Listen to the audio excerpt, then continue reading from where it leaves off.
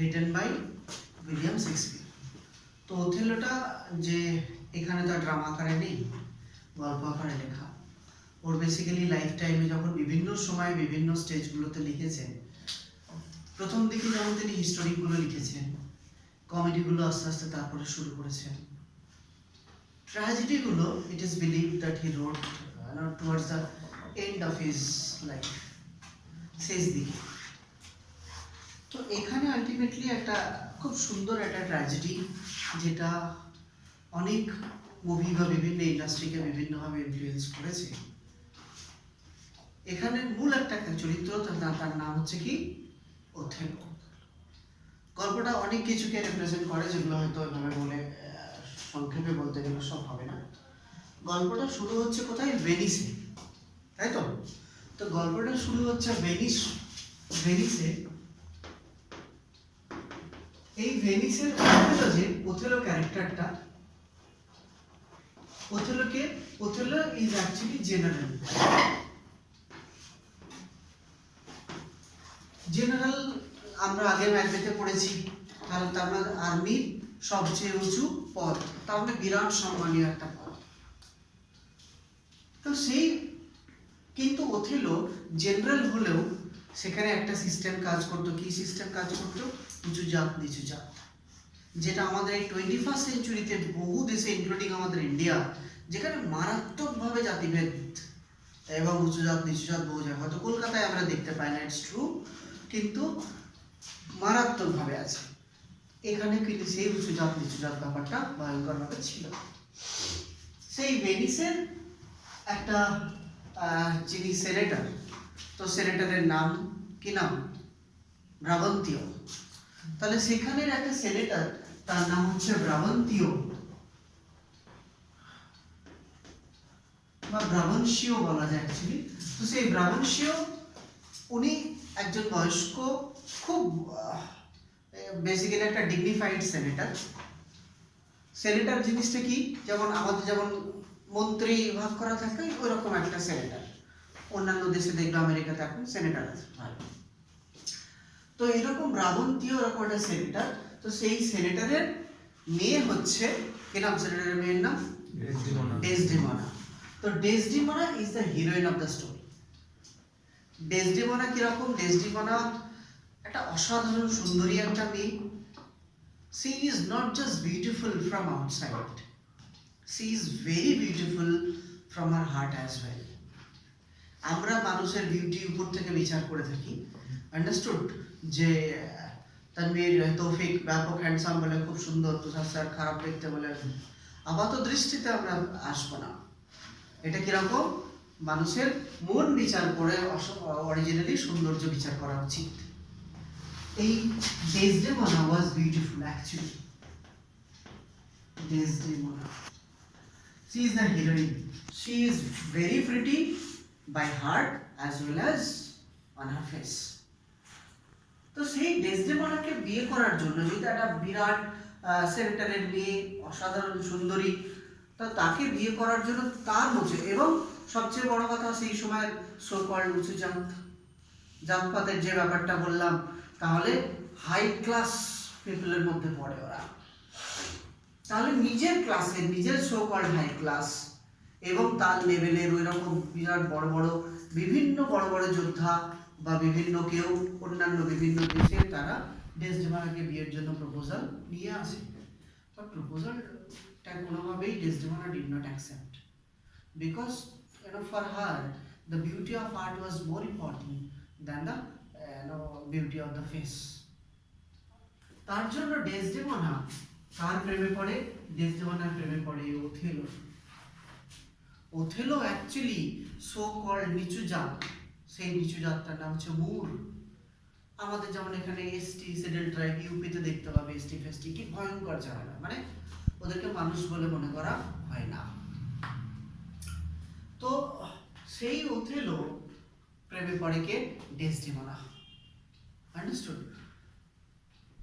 ওখানে যদি কেউ এইভাবে যদি প্রেমে পড়ে, ওই ছেলেটাকে পিটিয়ে মেরে ফেলবে, মেরে ফেলার পরে কোনো কেস হবে না, বলবে ওই ছেলেটাই নিজে নিজে তার জিভ কেটে আত্মহত্যা করেছে, আন্ডারস্টুড, কোনো রকম কেস হয় না। কেন? তার কারণ সে নিচু জাত। তো তো এখানে সেই ওথেলোর প্রেমে পড়লো ডেসডেমোনা। তাহলে আমি 500 বছর আগের কথা বলছি, 450 বছর আগে, তখন জাতপাতটা কেমন লেভেলে থাকবে? ছিল নিশ্চয়ই, মানে উন্নত দেশ হলো। ওথেলোর সঙ্গে কিভাবে তার প্রেমটা হলো? ওথেলো তো বিরাট বড় জেনারেল, তার মানে খুবই রেসপেক্টেড পারসন। রেসপেক্টেড পারসনকে রেসপেক্ট করবে, কিন্তু তাকে বাড়ির জামাই নিশ্চয়ই করবে না, কেন? তার কাছে অন্য জাত, এসব উঁচু জাত নিচু জাত। তো আলটিমেটলি ব্রাহ্মণতীয় এই ওথেলোকে খুব ভালোবাসতেন, খুব পছন্দ করতেন, because of his talent and মানে একটা মূল, তার মধ্যে মারাত্মক যদি ট্যালেন্ট না থাকে তাহলে নিশ্চয়ই এই লেভেলে পৌঁছাতে পারবে না, কারণ সে জাতপাত আছে সেই সময়। তাহলে সে তার নিজের ট্যালেন্টে জেনারেলে গিয়ে জেনারেল হয়েছে। এই এই গল্প শুরু হওয়ার আগে আলটিমেটলি এই ভেনিসের সঙ্গে একটা মানে লড়াই হয়েছিল, কার একটা যুদ্ধ হয়েছিল, তুর্কিদের, টার্কস। তো সেই যুদ্ধে ultimately it is because of Othello they own, and that is why he was promoted to general. তো যাই হোক, ব্রাবন্তীয় ইনভাইটেড ওথেলো, ব্রাবন্তীয় ওথেলোকে তাদের বাড়িতে ইনভাইট করতো on regular basis, and he used to go. There was a very good relationship between Brabantio's family and Othello. Othello used to go to the house frequently. তার জন্য ডেসডেমোনা আর Othello knew each other very well. Othello had a very good quality, that is the storytelling quality. গল্প বলার ক্ষমতা। গল্প বলার ক্ষমতা কিন্তু সবার থাকে না। একটা খুব সামান্য ইনসিডেন্টকে কিছু কিছু লোক এত সুন্দরভাবে বর্ণনা করবে যেন মনে হবে শুনি, আবার সেই ইনসিডেন্টটি যখন আমরা বলবো মনে হবে বাকি কিছু। তো ব্যাপারটা এরকম হয়ে যেতে পারে। তো ডেসডেমোনাকে ওথেলো কি করতো? গল্প বলতো, ডেসডেমোনা শুনতো। গল্প মানে এগুলো ফিকশন ছিল না, তার যে ঘটনাগুলো যেগুলো ঘটতো, সেই যে ফেস করতো as a general, say ultimately soldier, তাকে প্রচুর কিছু ফেস করতে হয়েছে, সেই গল্পগুলো সে শুনতো। কোন জাতীয় গল্পগুলো?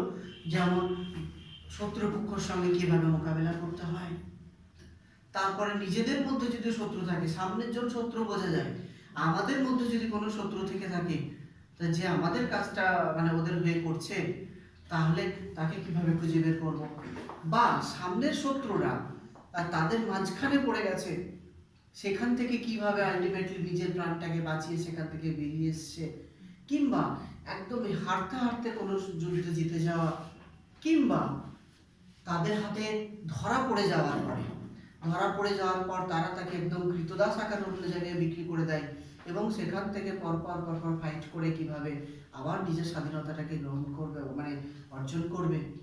One by one he used to tell the stories, এক এক দিনে এক একটা বলতো। আর এই জাতীয় গল্প এত সুন্দর লাগবে, Desdemona actually used to listen to the story with rapt attention, গভীর মনোযোগ সহকারে শুনতো। She liked the story being told by Othello. প্রত্যেক দিন এইভাবে যদি স্টোরি টেলিং এগুলো রেগুলার বেসিসে চলতো, ধীরে ধীরে প্রত্যেক দিন, মানে ডেসডেমোনা she liked the story so much that when she was called for any household works, she actually used to go over there and do the work quickly and come back again so that she could listen the rest of the stories. এত ভালো লাগতো যে গল্পগুলো, তার মাঝখানে যদি তাকে বাড়ির কোনো কাজ করার জন্য ডাকতো, তাড়াতাড়ি কি করতো, ওই কাজটা করতে সে চলে যেত, কাজটা করে সে সঙ্গে সঙ্গে আবার চলে আসতো গল্পটা শোনার জন্য। তো প্রত্যেকটা গল্প শেষ হওয়ার পরে সে বলতো, কি বলতো, দীর্ঘ নিঃশ্বাস ফেলতো এবং বলতো, যদি আমাকেও যদি কোনোদিন মধ্যে থাকতো যে আমাকে এরকম ভালোবাসতো, শুধু তার মধ্যে কি থাকতো, একটা কোয়ালিটি, সেই কোয়ালিটিটা হচ্ছে তোমার মতন গল্প বলার কোয়ালিটি। গল্প করা আর গল্প বলা এক জিনিস নয়, কিন্তু গল্প করে আমাদের জানা বিষয়। যাই হোক, ডেসডেমোনা কি করতো, ওর গল্পগুলোর সঙ্গে নিজস্ব রং চড়াতো, কল্পনা চড়াতো, যে নিজে একদম পাহাড়ের উপরে আছে, রোমান্টিক জায়গা, যেমন পাহাড়ের উপর রক্তাক্ত জায়গা তখন শুনলাম, ওরকম রোমান্টিক জায়গা, সেখানে ডেসডেমোনা আছে, হিরো হচ্ছে ওথেলো, এবং আলটিমেটলি হিরোইনকে বাঁচানোর জন্য, মানে হিরোইনকে কে মানে এসছে অ্যানথ্রোপোলজি বা কিছু জন্তু জানোয়ার দেওয়া আছে, তারা আলটিমেটলি যারা ঘাড় দিয়ে আর একটা মাথা বেরোয়, এই জাতীয় রাক্ষস টাইপের বা কিছু মানে ম্যান ইটার, তাদের সঙ্গে হিরো লড়াই করছে হিরোইনকে বাঁচানোর জন্য। She used to think like that. It was gradually she fell in love with Othello. ধীরে ধীরে ধীরে ধীরে সে কিন্তু ওথেলোর প্রেমে পড়ল। বাট যদি প্র্যাকটিক্যালি বলা যায়, যদি আমাদের সামাজিক দৃষ্টিভঙ্গিতে দেখা যায়, there is no match. কেন? Othello is so called from outside, আপাত দৃষ্টিতে খুব দেখতে খারাপ এবং খুবই নিচু জাত, ও বিরাট উঁচু জাত এবং সো কল্ড হোয়াইট কমপ্লেকশন একটা মেয়ে। তো এই আলটিমেটলি ওদের gradually Othello understood that Desdemona had fallen in love with him, and Desdemona is such a beauty from heart and face that anybody would fall in love with him, with her. So Othello proposed her for marriage and she accepted. কিন্তু তখন কি বিয়ে ওইভাবে তো সম্ভব নয়, তাই কি করতে হলো? লুকিয়ে বিয়ে করলো। কিন্তু লুকিয়ে বিয়ে, লুকিয়ে ছোটখাটো কাজ করা যায়, কেউ একটা লুকিয়ে বিড়ি খেয়ে নিতে পারে, কিন্তু লুকিয়ে বিয়ে করে থাকা যায় না। লুকিয়ে বিয়ে কতদিন করে থাকবে মানুষ?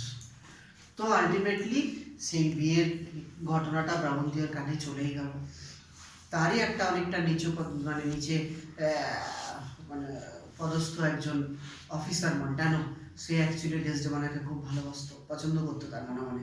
ডেসডেমোনা কত বড় বড় হাইফাইদেরকে রিজেক্ট করে দিয়েছে, মন্টানো কি, তাই সে মনে মনে পছন্দ করলেও কোনো উপায় ছিল না তার। কিন্তু যখন সে জানলো যে আমার বস বিয়ে করে নিয়েছে, তখন সে কি করলো? ব্রাহ্মণদিয়াকে জানিয়ে দিল। তো ব্রাহ্মণদিয়ার সঙ্গে সঙ্গে কি করলো? এই ভেনিসের কিং না ডিউক কি লেখা আছে সেটা অবশ্যই সেটাই বলতে হবে, আমি ডিউক বলছি। তো সেই ভেনিসের ডিউকের কাছে কমপ্লেন একদম কেস করলো গিয়ে। তখন যেরকম ভাবে কেস করা, কমপ্লেন করা সম্ভব। তার মানে কেন কেস করলো?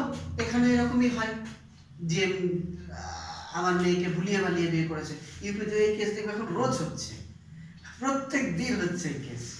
দিয়ে কিছুদিন পর পর আবার কোর্ট ছেলেটাকে ছেড়ে দিচ্ছে নির্দোষ বলে, রেগুলার বেসিসে হচ্ছে। তো তার মানে এই কেস প্রত্যেক দিন ওখানে ওখানে তার মানে রাজার কাছে কেসটা হলো। তো সেই কেস হওয়ার পরে দেখি আমার মেয়েকে ভুলিয়ে ভালিয়ে আলটিমেটলি বিয়েটা করেছে। ওথেলো ওয়াজ দেন সেই সময় আর একটা ঘটনা ঘটবে, একটা ক্রাইসিসের মধ্যে চলে আসবে ভেনিস। কি ক্রাইসিসের মধ্যে আসবে? যে ভেনিসের মধ্যে মানে ভেনিসের ওই সাইপ্রাস নিয়ে মূলত যুদ্ধ হয়েছিল গল্প শুরুর আগে, আমি যেখান থেকে শুরু করেছি তার আগে। তো সেই সাইপ্রাস দখলের উদ্দেশ্যে টার্কসরা আবার বিরাট ফ্লিট, প্রচুর যুদ্ধ জাহাজ নিয়ে তারা সমুদ্রে পাড়ি দিয়েছে, সেই খবর এসছে। তো তার মানে এই সময় ইমিডিয়েট বেসে কাকে দরকার? ওথেলো। তো তার মানে Othello was সামন্ড in the court for two reasons. One, as a hero who could save the country, as well as a culprit. Understood? যার এগেইনস্টে কেস করেছে কার? এটা মেয়ের বাবা, যে তার মেয়েকে বিয়ে করেছে। তো আলটিমেটলি ওথেলো সেখানে গেল। প্রথমে ব্রাহ্মণদিয়ার কথা সমস্ত সেনেটররা খুব ধৈর্য সহকারে শুনলেন। ব্রাহ্মণদিয়া লজিক দেবে, কি কি লজিক দেবে? যে আমার মেয়ে ডেসডেমোনা সে মানে অত্যন্ত সুন্দর এবং খুবই ভালো, তাকে বিয়ে করার জন্য এই ওথেলোর মতন এই র্যাঙ্কের যদি হয়ে থাকে, যদি র্যাঙ্ক হিসেবে বলা হয়, এইরকম র্যাঙ্কের বহুজন এসছে বিয়ে করার জন্য বিভিন্ন দেশে।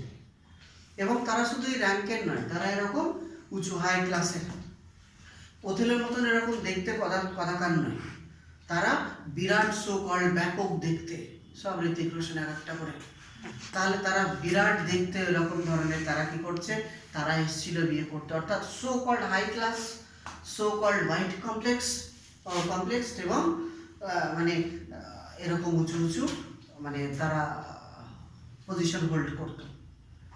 তা তাদেরকে বাদ দিয়ে ওথেলো একজন মূর, যে একেবারেই নিচু সম্প্রদায় এবং ওরকম দেখতে কদাকার, তাকে আমার মেয়ে বিয়ে করে নেবে সেটা তো সম্ভব নয়। তার মানে ডেফিনেটলি ও কি করেছে? ও কোনো রকম উইচক্রাফট করেছে। আন্ডারস্টুড?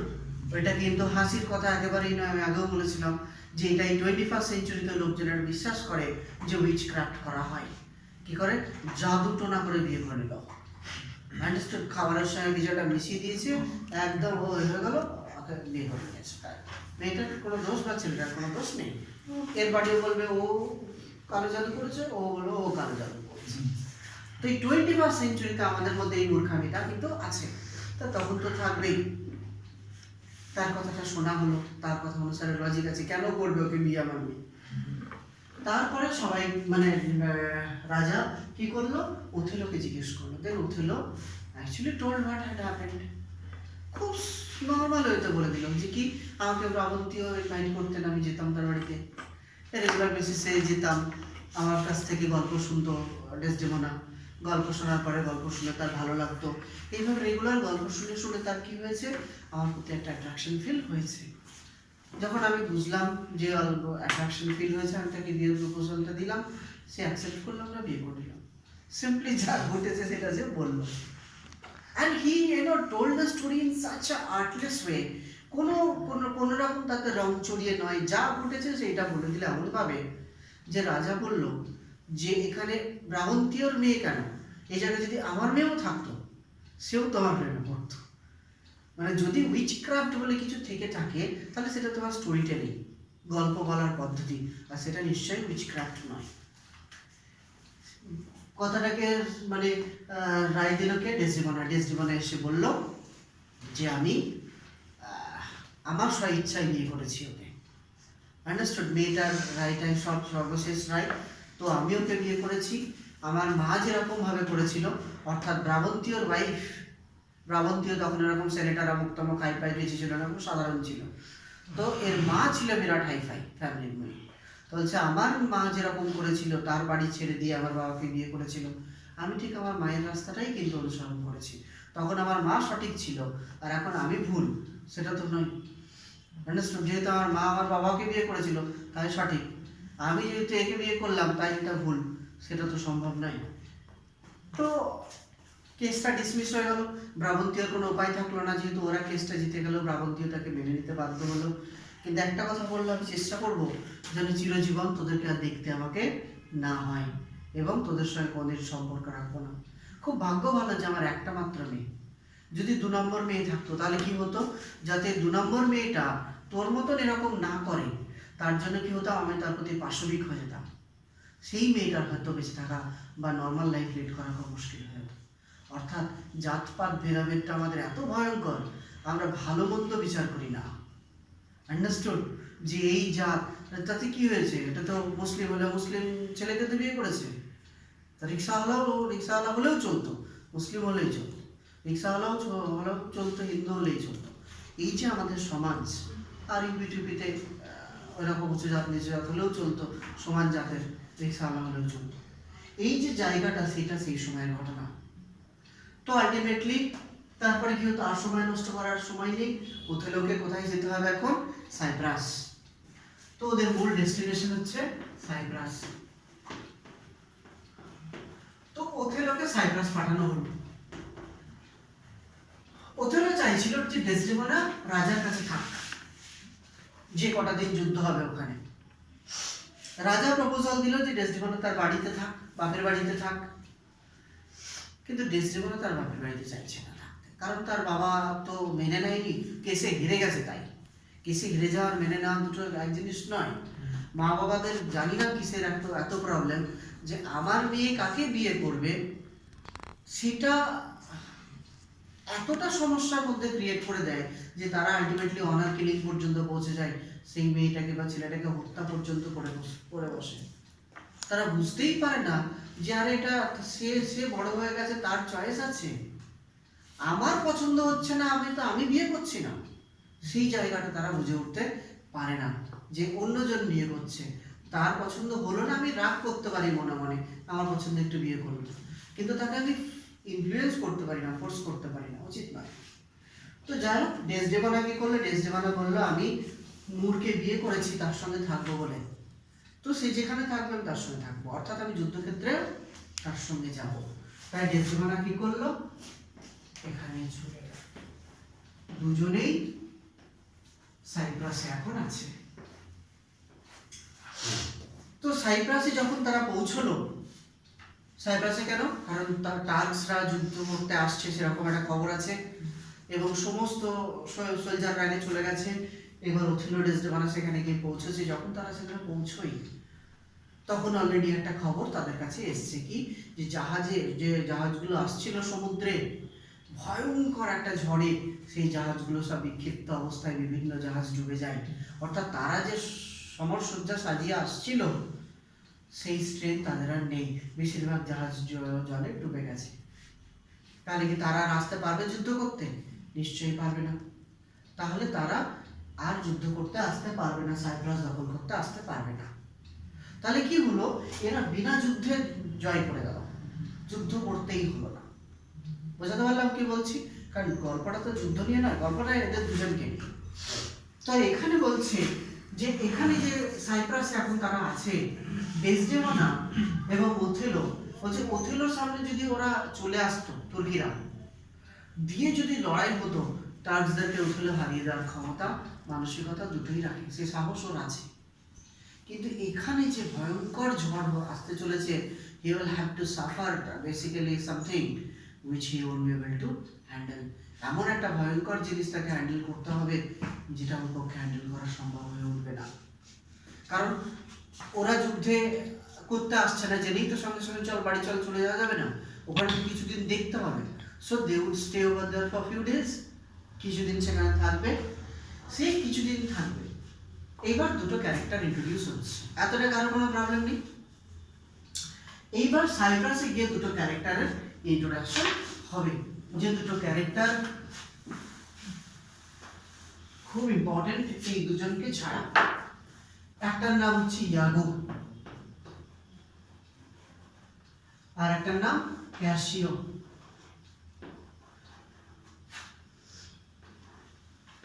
এই দুটো ক্যারেক্টার খুব important character, specially the character of Iago. Iago যেটা আমি বলে মানে আনসারই পেলে, যে ইয়াগো একটা মারাত্মক শ্রিউড একটা ভিলেন। একটা গল্প কত সুন্দর হবে, একটা মুভি যখন দেখবে যেখানে ভিলেন যত শক্তিশালী, সে মুভিটা দেখতে তত ভালো লাগে। আন্ডারস্টুড? সে যে কোনো মুভি, সুপার হিরোর মুভি হোক আর নর্মাল মুভি হোক, ভিলেন বুদ্ধিমান, ভিলেন শক্তিশালী, তো সে মুভিটা কিন্তু ভালো লাগে। এক্ষেত্রে ইয়াগো হচ্ছে সেই ভিলেন ক্যারেক্টার, যার মধ্যে এতটাই বুদ্ধি, যে বুদ্ধিটার সঙ্গে আমি কার সঙ্গে কম্পেয়ার করেছিলাম? শকুনি মামা। যে এতই বুদ্ধি, সে কি করেছিল? পাণ্ডব এবং কৌরব দুটো বংশকে ধ্বংস করবো বলে ঠিক করে নিয়েছিল, ধ্বংস করেই দিয়ে। সেই রকম বুদ্ধি রাখে কে? ইয়াগো। যদিও শেক্সপিয়ার জানতেন না শকুনি মামা সম্বন্ধে, যে ইন্ডিয়াতে এরকম ধরনের একটা ব্যাপক এপিক লেখা হয়েছে, ও সব কিছু জানতেন না, শেক্সপিয়ার নিজের মতন লিখেছেন। তো ইয়াগো এটা খুব উচ্চ পদস্থ। আগে ক্যাসিও সম্বন্ধে বলে দিই। ক্যাসিও এই ওথেলোকে, ওথেলো হচ্ছে তোমার জেনারেল, এই জেনারেলের পরে তাই হচ্ছে লেফটেন্যান্ট। এই লেফটেন্যান্ট যে পজিশন, জেনারেলের ঠিক পরের পজিশন, এই জেনারেলের পরের পজিশনটা ক্যাসিওর ছিল, যেটা ওথেলো ক্যাসিওকে দিয়েছিল। ক্যাসিও ওথেলোর খুব কাছের একজন, বিশ্বাসযোগ্য একজন, যে তাকে শিষ্য বলা চলতে পারে। এবং ক্যাসিও ওথেলোকে তার নিজের গুরু বলেই বেসিক্যালি মানত, তাকে প্রচন্ড রেসপেক্ট করত, তার সমস্ত রকম এক্সপেকটেশন ফুলফিল সে করেছিল, যোগ্যতা প্রমাণ করেই আলটিমেটলি হয়েছিল। কিন্তু ক্যাসিও ব্যাপক দেখতে, সেই অর্থে মানে ফ্লোরেন্টাইন যে খুব সুন্দর ফ্লোরেন্সের বাসিন্দারা হয়ে থাকে, সেখানে একটা অসাধারণ ব্যাপক হ্যান্ডসাম একজন, মানে এতটাই হ্যান্ডসাম যে ক্যাসিও যদি যেখানে থাকবে সেখানে যদি কারোর সদ্য বিয়ে হয়, সেই হাজব্যান্ডটা যদি বিশেষ ভালো দেখতে না হয়, সে চাইবে ক্যাসিও আমাদের বাড়ির আশেপাশে না আসুক, সে একটু হীনমন্যতায় ভুগবে ক্যাসিও এত সুন্দর দেখতে। কিন্তু ওথেলোর এরকম ব্যাপার ছিল না। ওথেলো এই যে হীনমন্যতায় ভোগা, বিশ্বাস না করা, অমুক তমুক, এই ব্যাপারগুলো ওথেলো জানতোই না। ওথেলোর বাড়িতে ক্যাসিওর যাতায়াত রেগুলার ছিল, শুধুমাত্র ওথেলোর সঙ্গে ভালো সম্পর্কের জন্য নয়, ডেসডেমোনার সঙ্গে ভালো সম্পর্কের জন্য। কারণ এদের বিয়ের আগে থেকেই একটা ভালো রকম সম্পর্ক বহু সময় হয়েছে, যখন ওথেলোর ওপর ডেসডেমোনা বিভিন্নভাবে রেগেছে এবং বিভিন্ন কিছু ওথেলো কমিউনিকেট করে উঠতে পারেনি, কারণ ওথেলো ভালো কথা বলতে পারতো না। ভালো মানুষ ছিল, কিন্তু ভালো মানুষ হওয়া মানেই তো এই নয় যে ভালো কথা বলতে পারবে। ওথেলোর হয়ে ক্যাসিও আসতো ডেসডেমোনার কাছে, এবং সেই সূত্রে ক্যাসিও এবং ডেসডেমোনা একই এজের অনেকটা, ওথেলো অনেকটা বয়সে বড়। তাহলে সেই ওরা কি they became very good friends, খুব ভালো বন্ধু হয়ে যায়। তাহলে রেগুলার ওদের বাড়িতে যাতায়াত, ওথেলোর সমস্ত কোনো ব্যাপার নয়, বন্ধু বন্ধু ব্যাপার আসতেই পারে। তাহলে এই সাইপ্রাসে যদি ডেসডেমোনার সবচেয়ে কাছের ওথেলোর পরে কেউ হয়ে থাকে, তাহলে সেটা কিন্তু ক্যাসিও। 2 নম্বর ক্যারেক্টার হচ্ছে ইয়াগো, যেটা বললাম। ইয়াগো হচ্ছে লেফটেন্যান্টের পরের যে অফিসার র্যাঙ্কটা আছে, সেখানে ওই অফিসার র্যাঙ্কেও আছে, পরে অনেকগুলো অফিসার থাকে ওই একই র্যাঙ্কে। তো সেই অফিসার র্যাঙ্কে ও আছে, কিন্তু ওর ধারণা basically he is the noble man, ওর চেয়ে বয়সে বড় এবং বিরাট বুদ্ধিমান, মানুষকে পড়ার ক্ষমতা রাখে। অর্থাৎ কাউকে দেখেই মানুষের কোয়ালিটি কিরকম হবে, যে সে কেমন ধরনের, সেটা ঠিক বলে দিতে পারবে। আন্ডারস্টুড? ধরো ফারা মনে মনে এসো আমার সম্বন্ধে কিছু খারাপ ভাবছে, যদি ভাবতো ও কিন্তু বুঝতে পারত, এই জাতীয় লোক। অর্থাৎ হিউম্যান ফেস পড়ার, স্টাডি করার ক্ষমতা সে রাখে। সে তার ধারণা যে আমি অ্যাকচুয়ালি লেফটেন্যান্ট পদটার যোগ্য, কিন্তু ওথেলো কি করেছে, ওথেলো আমাকে না দিয়ে ক্যাসিওকে দিয়েছে, অর্থাৎ এখানে পার্সিয়ালিটি করেছে, নেপোটিজম। তো এখানে ওথেলো কি করেছে, পার্সিয়ালিটি করেছে। কেন? তার কারণ ওথেলো ক্যাসিওকে বেশি ভালোবাসে। আন্ডারস্টুড? ক্যাসিওর পার্সোনাল কাজগুলো করে দেয়। তো তার মানে ক্যাসিও যোগ্যতা নেই। ক্যাসিওর কি যোগ্যতা আছে? ও শুধুমাত্র মেয়েদের সঙ্গে ফ্লার্ট করতে পারে, একদম এভাবেই বলা আছে। তো আলটিমেটলি কি করে, মেয়েদের সঙ্গে ফ্লার্ট করতে পারে, তাদের সঙ্গে গল্প টল্প করতে পারে। ওর যুদ্ধের স্কিল যেটা আমার আছে, সেইটা ওর নেই। তার জন্য কি হবে, ওই পদটার যোগ্যতা আমার আছে, আমার ছিল, কিন্তু আমাকে না দিয়ে ওকে দেওয়া হয়েছে। তাই তার যে প্রচণ্ড রাগ, কিন্তু সেই রাগটা তো সামনে বলতে পারছে না। তখন সে একটা প্ল্যান করবে, এমন একটা প্ল্যান করবে, সেখানে তার মূলত রাগ হচ্ছে ক্যাসিওর উপরে এবং ওথেলোর উপরে, কিন্তু সে যে প্ল্যান করবে, সেই প্ল্যানের মধ্যে আলটিমেটলি ডেসডেমোনাকেও ফাঁসিয়ে দেবে এবং ডেসডেমোনাকে কাজে লাগিয়ে এমন একটা প্ল্যান তৈরি করবে, যে প্ল্যানটা খুব ভয়ঙ্কর, ধ্বংসাত্মক। বোঝা গেল? এইবার প্ল্যানটা আস্তে আস্তে আসবে। তার প্রথম প্ল্যান কি? তার প্রথম প্ল্যান হচ্ছে এই যে ক্যাসিওর যে পজিশন লেফটেন্যান্ট, এই লেফটেন্যান্ট পদটাকে খালি করা। কারণ আমাকে লেফটেন্যান্ট পদে বসতে হবে, তাহলে কি করতে হবে, লেফটেন্যান্ট পদটা খালি করতে হবে। তার জন্য সে একটা প্ল্যান করলো। কখন? যখন এই সাইপ্রাসে প্ল্যানটা হলো। সাইপ্রাসে যেহেতু যুদ্ধটা হলো না, তা যুদ্ধটা না হওয়ার কারণে তাহলে সোলজাররা খুশি হবে না দুঃখ পাবে, যে যুদ্ধটা হলো না? এরকম তো নয়, তারা খুব খুশি হবে। যুদ্ধ কে চায়? যুদ্ধ পৃথিবীতে কেউ চায় না। যদি বিনা যুদ্ধে জিতে যায়, তার চেয়ে আনন্দর আর কি, ব্যাপক আনন্দ হবে সবার। তো সবাই তার জন্য সন্ধ্যাবেলায় কি করবে, বিরাট পার্টি করবে। কিন্তু শুধুমাত্র খবর আছে যে ওদের জাহাজ ডুবে গেছে, পাকা খবর, তাহলেও সতর্কতা থাকতে হবে, যদি খবরটা ভুল হয়, যদি ওরা অ্যাটাক করে বসে, তাহলে কি আমাদেরকে সেই মতো অবস্থায় থাকতে হবে, স্টেবল অবস্থায়, যাতে ওরা আমাদেরকে অ্যাটাক করলে আমরা যাতে রেজিস্ট করতে পারি। তো সন্ধ্যাবেলার ঘটনা, একটা বিরাট পার্টি, সবাই মস্তি করছে, কারণ সমস্ত সোলজাররা।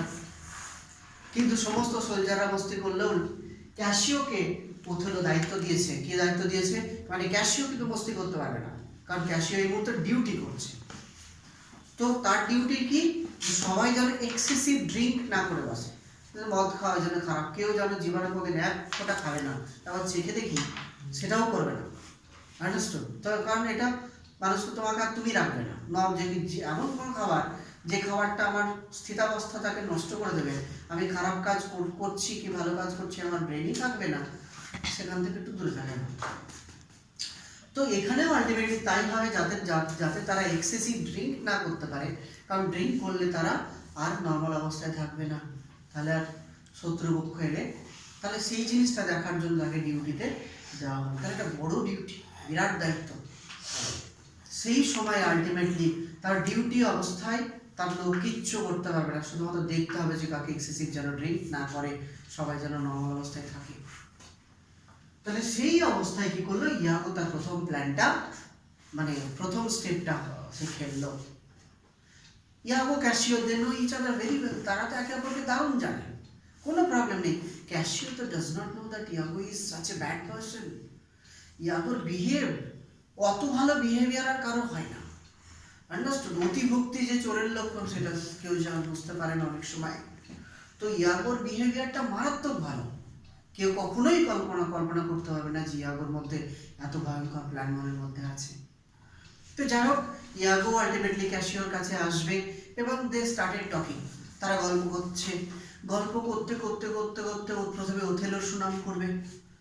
ওথেলোর সুনাম করতে করতে আস্তে আস্তে যখন ওথেলোর সুনাম করছে, মানে কি, যে ওথেলোর সুনাম করবে ক্যাসিও তাকে ভাগ পছন্দ করবে, ওথেলো তার গুরু হয়।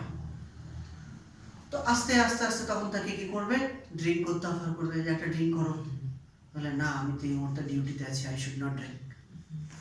তখন ও বলবে, আরে কি আছে, আমরা তো সবাই মিলে আছি, will take care of that, আমরা তো দেখে নেবো, আর আমরা সবাই মিলে মস্তি করছি, শুধু you are the only person who is not. এটা কেমন আমাদেরকে খারাপ লাগছে দেখতে, আমরা সবাই মজা করছি, শুধু তুমি নয়, এটা কেমন একটু দেখতে খারাপ লাগছে, আর আমরা তো আছি, আমরা তো হ্যান্ডেল করে নেবো।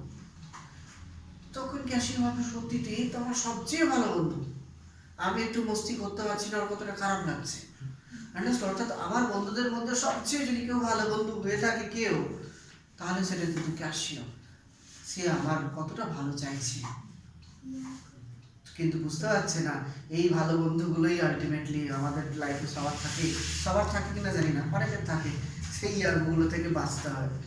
তো যাই হোক, তো তখন ও কি করলো, ও আলটিমেটলি ওর প্রভোকেশনের মধ্যে পড়বে, একটা ড্রিঙ্ক করো, একটা করো না, একটু মজা কি আছে, কেউ তো জান। আর সবচেয়ে বড় কথা, ওথেলো তখন নেই, ওথেলো তো উপরে চলে গেছে ঘুমোতে, ওথেলো কিন্তু পার্টিতে নেই, ওথেলো উপরে ঘুমোচ্ছে।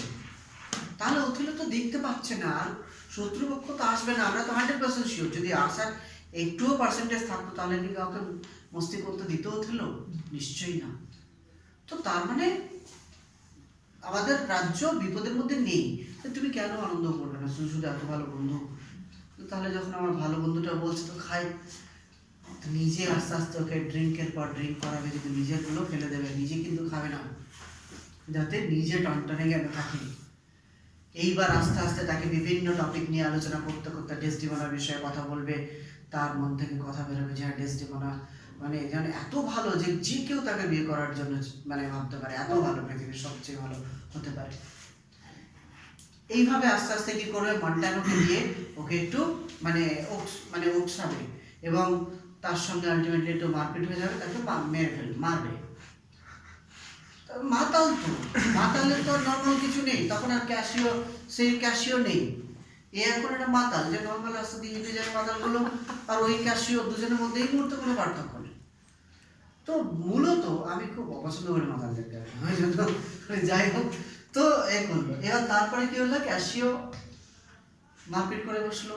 এবার যখন ঝামেলা হচ্ছে সেই সময় ইয়াগো কি করলো, খুব বুদ্ধিমানি করে ওই একটা বেল আছে, যে বেলটা বাজিয়ে দিলে খুব জোরে বাজে, যেটা বাজিয়ে দেওয়া মানে কোনো একটা বড় সড়ো বিপদ হয়েছে, কোনো ইনভেডার্সরা ইনভেড করতে মানে শত্রুপক্ষ আক্রমণ করলে হতে পারে, কোনো রকম বড় সড়ো ভূমিকম্প মুক্ত বিশাল কিছু, অর্থাৎ দেশের এমার্জেন্সিগুলোতে এই বেলটা বাজানো হয়। এটা কি দেশের এমার্জেন্সি হয়েছে, দুজনের মধ্যে একটু মারপিট হয়েছে, দুজন মিলে চারজন মিলে ছাড়িয়ে দিলেই হতো, ওথেলো তো আর জানতে পারতো না ব্যাপারটা।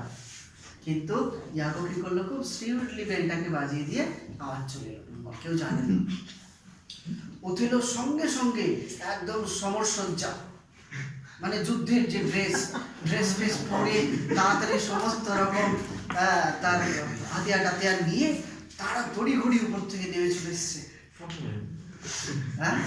এইবার এসে ও কাকে জিজ্ঞেস করবে, ক্যাসিওকে, because Cassio is the duty officer right now, যে ডিউটি অফিসার তাকে জিজ্ঞেস করবে, অন্য কাউকে জিজ্ঞেস করার কিছু নেই।